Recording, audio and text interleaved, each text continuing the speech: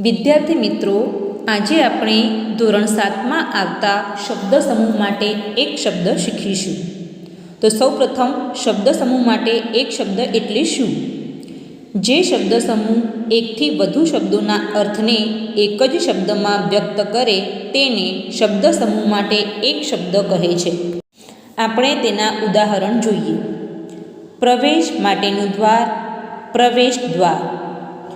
રહેવા માટેનું સ્થાન, નિવાસ સ્થાન.